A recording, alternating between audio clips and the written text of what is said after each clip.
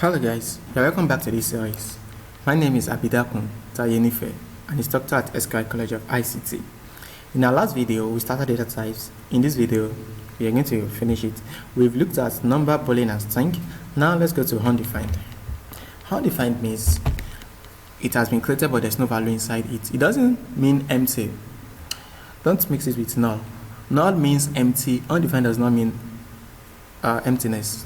No, look at it this way.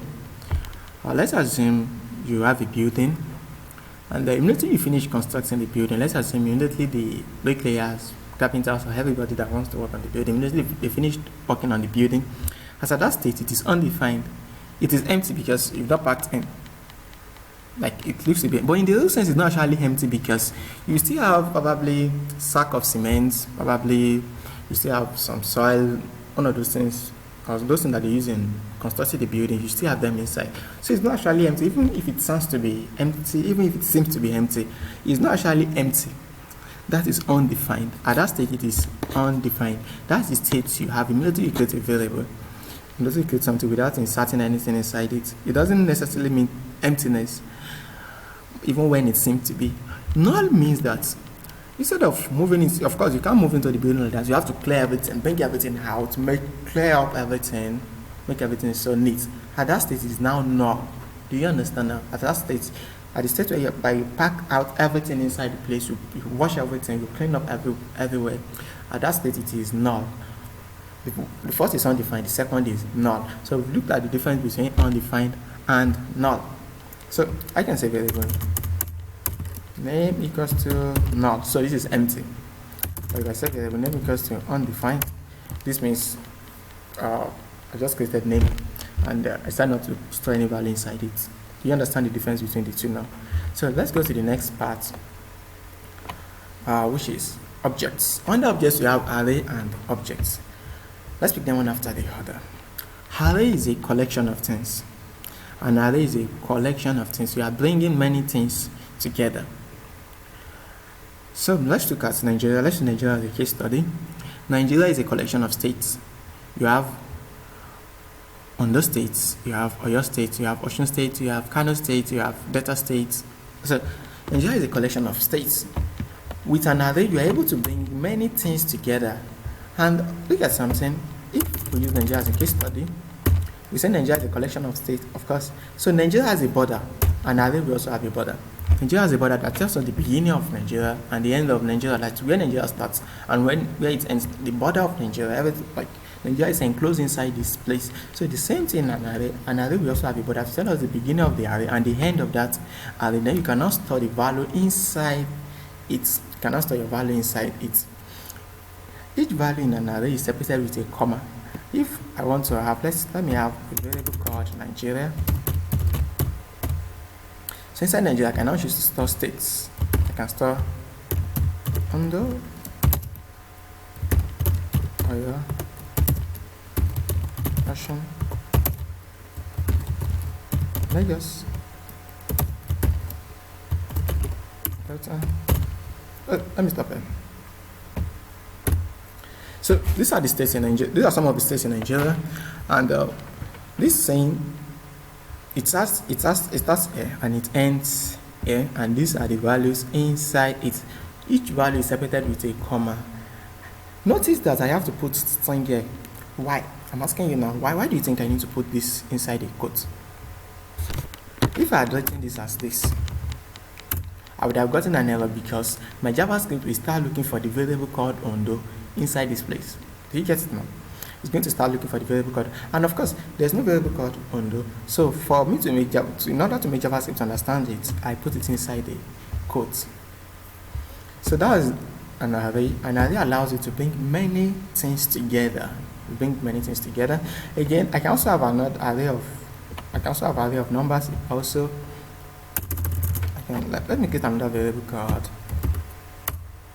variable array of numbers equals to then.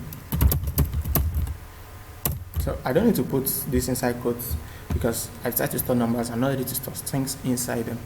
The JavaScript is also flexible. JavaScript allows you to put arrays of different data types together.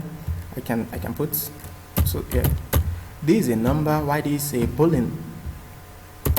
I can still say Taiwo. This is a string. This is a number. This is a boolean. This is a string. JavaScript allows you to bring different values of different data types inside your array. Not all programming languages permit this, but thanks to JavaScript, it is permitted in JavaScript. So each value is separated with a comma. We'll be explaining array better in our subsequent videos. But in this video, I just want to introduce us to what an array is and how it looks like. So let's go to the next one, object.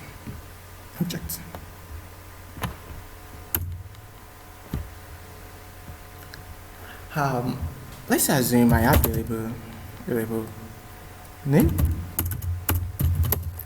equals to person equals to Taiwo. I have variable department equals to software. I have variable school equals to SQL. I have variable height equals to 1.74. Now, I have 4 different variables here. How do I make JavaScript understand that all these variables belong to a single entity? Look at it. Let's assume I still have another variable name again for another person, Kenny. I have variable department equals to hardware. I have variable school equals to, let's say, Lautech. I have variable height equals to, let's say, 1.6.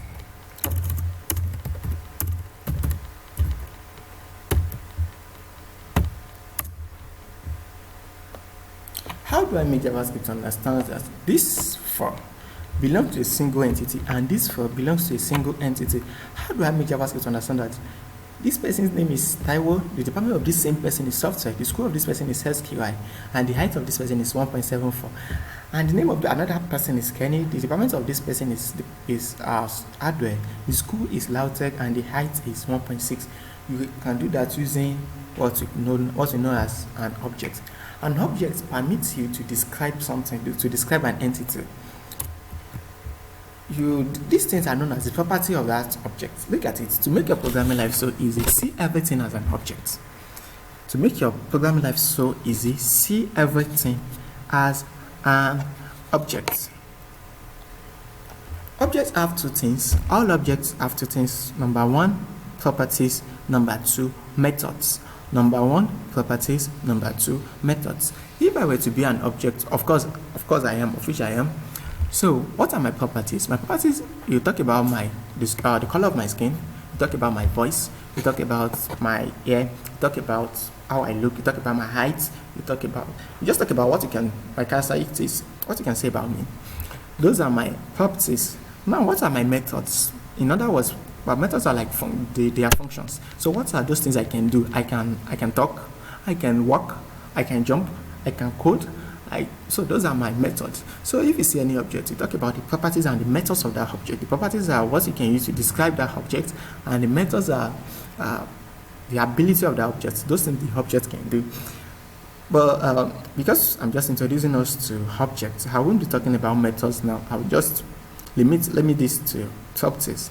So in our subsequent videos, we'll be discussing methods of objects, and we'll be discussing objects better. Now, we are here to use an object here. How do I now do this? I can say variable first person. Let me give it a space. Variable first person equals to an object. For objects, we use these curly braces.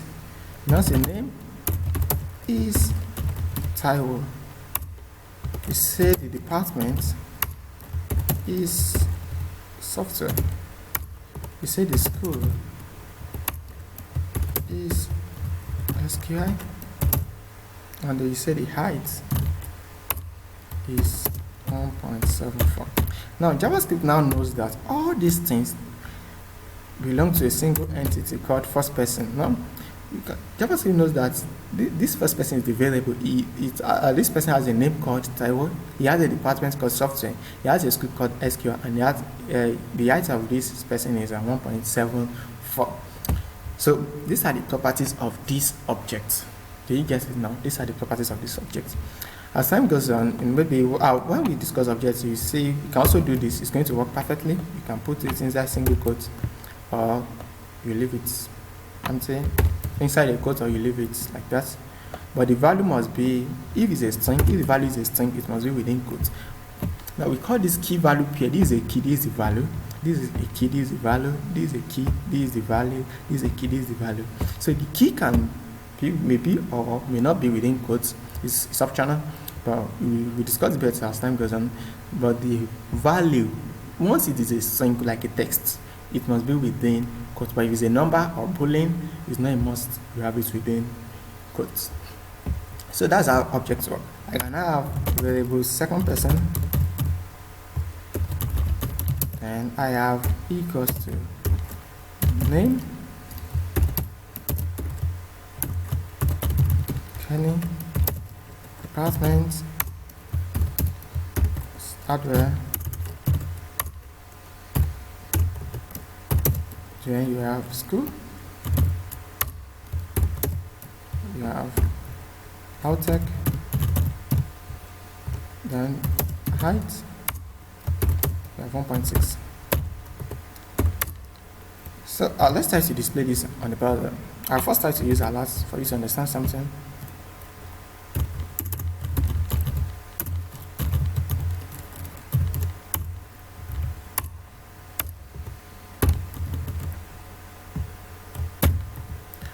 Object.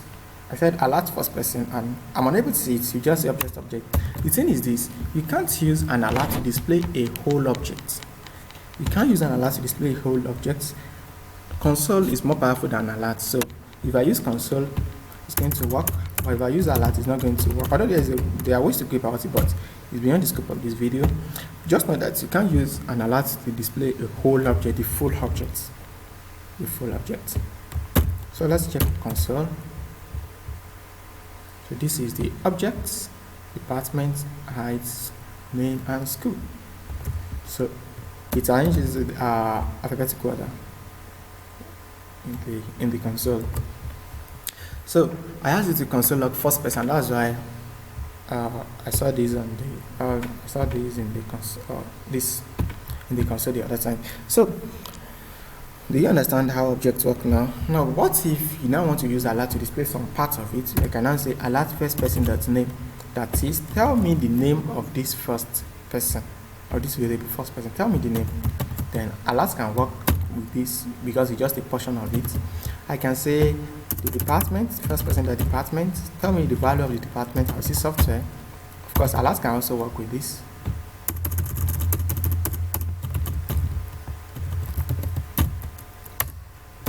So tell me the school. I'll see SQI. And lastly, tell me the height.